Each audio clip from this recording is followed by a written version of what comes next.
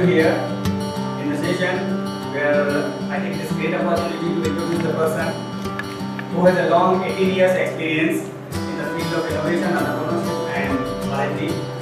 Mr. Arvind has authored 28 research articles published in international journals in the area of condensed matter physics, and he has filed 4 patents.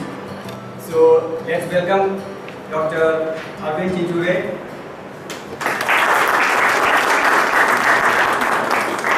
I was just looking forward to meeting. And you know, this is a team which has met Ratan Tata. I thought I should really see this team and meet and interact with him.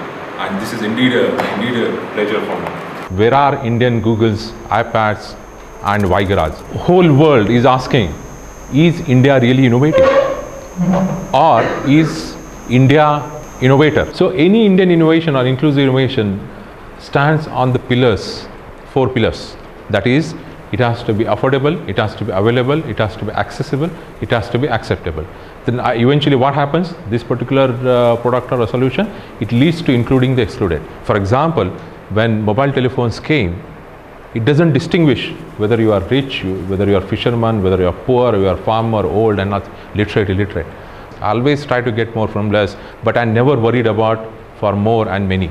So everything that you do, when you think of this getting more from less, what it means is that when you design and develop a product and services with a more performance, from less material, less cost, less time, less environmental pollution, for the benefit of not just few privileged, but more and more people on this planet.